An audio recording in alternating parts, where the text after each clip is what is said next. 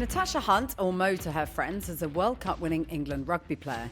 Last year, she lifted the league title as co-captain with Gloucester and is currently representing England again in the Guinness Women's Six Nations. The beauty about rugby, it's for all shapes and sizes. So for me, I don't kind of see it like that. I just absolutely love the sport. I've loved it ever since I started playing. I feel like there's a really strong team spirit in your unit. Is that a thing that you've worked really hard to achieve, or is that something that sort of evolved naturally over the years? The only thing I could control in that moment was how I played the game. Like, you learn from failure so much, and I think people shouldn't be scared of failure. There's always a reason behind everything, and to get to the root of that, you'll then get the best out of people. Okay, Mo, let's start with the world's most obvious question. Why are you called Mo when your name is Natasha? So my dad, when I was younger, apparently held me as soon as I was born and said, "Isn't she a little Mo?" And then it just stuck from there. So yeah, just always grown up being called Mo. Mum, when I was younger, would shout at Natasha, and that's when I knew I was really in trouble. But other than that, it's been Mo my whole life, really. We had a bit of a giggle before we came on air in this pod about the fact that we're both a bit vertically challenged. Now, bearing that in mind, the last place I'd put myself is on a rugby pitch, but you apparently not so. So what on earth makes somebody who's little want to put themselves in mortal danger on a rugby pitch? Mortal danger, I'm not sure I buy into that one, but my granddad, when I first started playing, always said the bigger they are, the harder they fall, and that's kind of the mantra I've always lived by. It's just, I played netball for ages when I was little, and I never got further than county because of my height, and always came back to my height, which I hated that was a thing. And the beauty about rugby, it's for all shapes and sizes. So for me, I don't kind of see it like that. I just absolutely love the sport. I've loved it ever since I started playing, so kind of just run with it. Have you never felt intimidated by it? Have you never felt intimidated by going up against those girls that are bigger and stronger and, full of force? I don't think so. Like, obviously, I know that I'm not going to make dominant hits. So some things that we get targeted on and that we get statted on are hitting people backwards. Like, I've never been able to do that. Playing for club is actually a bit demoralising because I've got someone in my team called Neve Jones, who's even smaller than me, plays hooker, and she genuinely is probably the biggest dominant hitter in the league. So I don't even have the excuse of my size that's the reason that I can't hit people backwards. It's all on timing, really. Like, if you know how to time it well and be able to keep feet in the ground and stuff, you can also get those dominant shots. But it's just something that I've never really been able to do. But no, in terms of intimidated, not really. Like, I'm so competitive that whoever I'm up against, in my head, I just back myself and I'm like, I'm going to do my best to get you on the floor no matter what. So yeah, it's almost like you don't want to let the girls down rather than worry about anything like that. Have you always been this super competitive person? Has this been something that you sort of born with or something that you developed? I mean, how do you think it sort of came to pass that you ended up being a professional rugby player? I've definitely always been super competitive. I don't know if it is something you're born with. I'm not sure if it's like innate in you, but I grew up with two sisters. Mum had three of us under three, so we were very close in age growing up, and my whole childhood was just a competition, to be honest. Like, we'd be walking home from school and my big sister would just absolutely bolt at one point whenever she thought she could beat us, basically. Like, it would be quite close to home, like not far enough away that I actually had chance to track her down or whatever.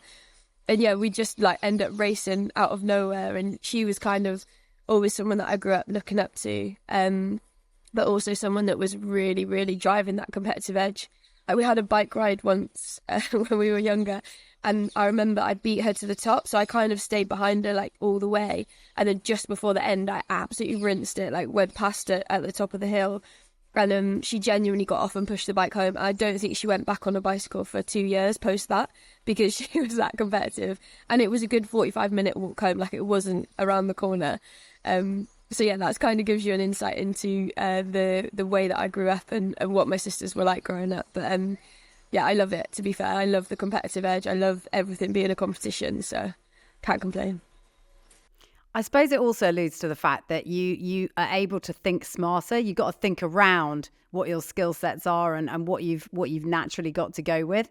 And I guess that means that your approach, and I know that you and I both probably agree with this, we don't like the little thing to hold us back in any way. We actually see that as an advantage as much as anything else. And we've turned it to our advantage.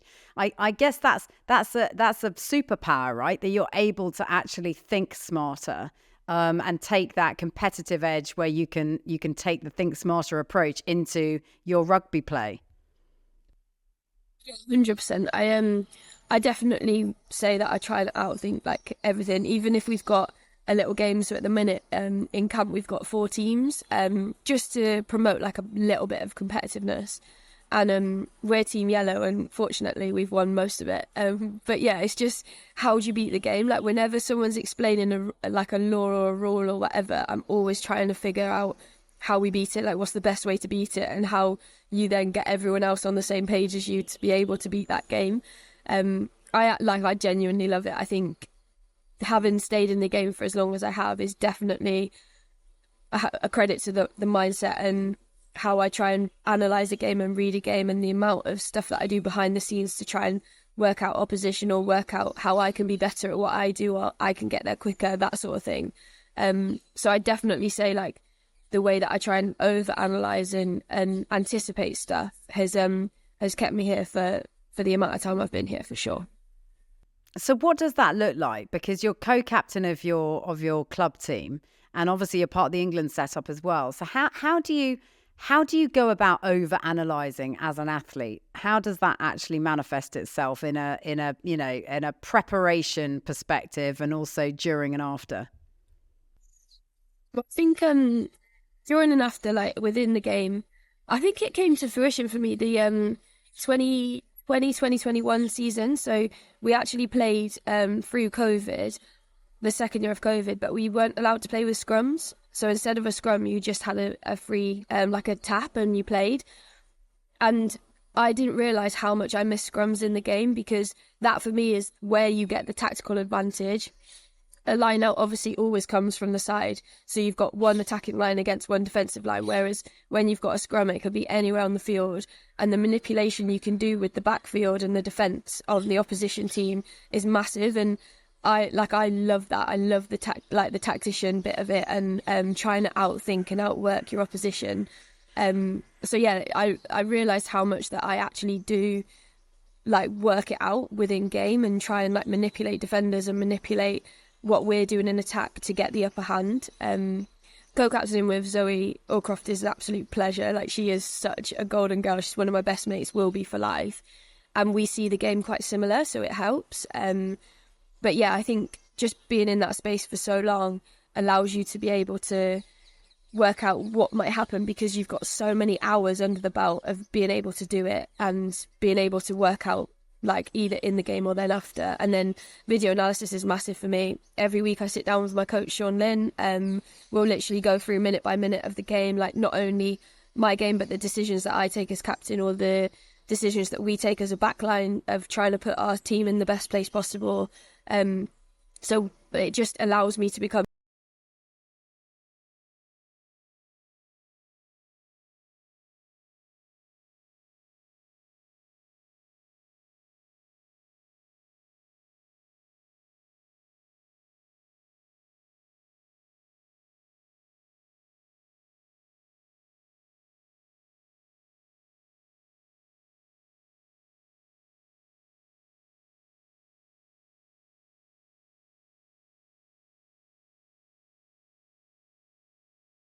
the game where it has gone from being an amateur sport to a professional sport.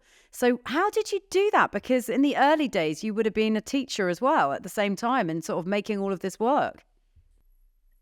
I actually don't know how I did, but I think so. Both my sisters now have kids, and I think I'd almost like liken it to being a mum. Like, you don't realize that you can do stuff like on 2 hours sleep or whatever. I'm not by any means saying that I do that, but I think you just always find a way when it's something that you really care about and that you need to get done. You'll find time and you'll find a way to do it. So yeah, I feel so fortunate that I was in the amateur era and then have seen the transition into the professional era. Like, my lifestyle previously was crazy. I was like training before work, working a full day, doing after school clubs, heading to training in the evening, getting home, marking and planning for the next day, and living that on repeat. So I've kind of lived through that era and then have come into this. So it's almost easier now, to be honest, because I remember back in the day when I was playing sevens, I used to have like a Scrum-Half tracker, and I would know what the preference of the Scrum-Half I was playing against would step off, whether their pass was better, whether they were a weaker defender one side or the other.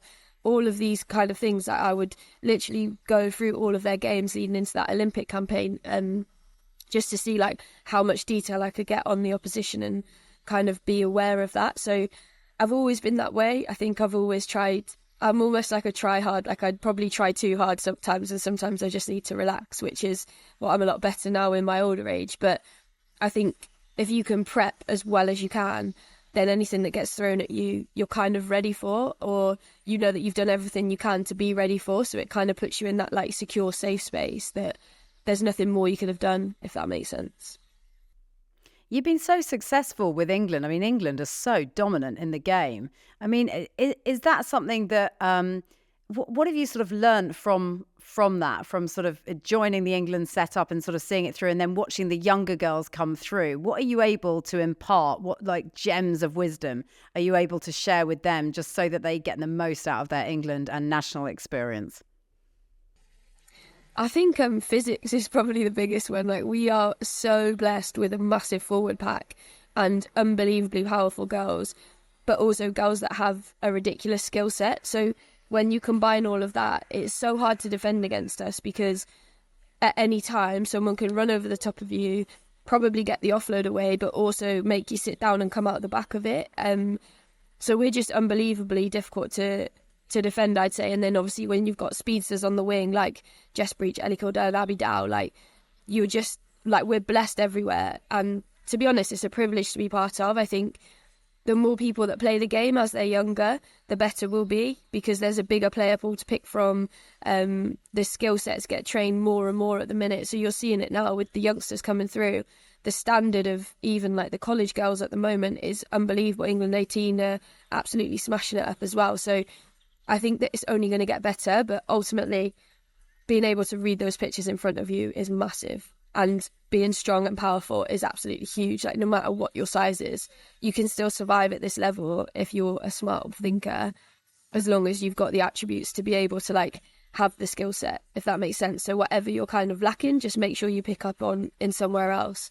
That's probably what I'd say. And owning your super strength as well for the youngsters coming up. I think there's nothing like belief in the game. If you believe in yourself, if you believe in what you're doing and those around you, then I think you become quite a powerful force. And that's something that I'd like everyone to kind of take away.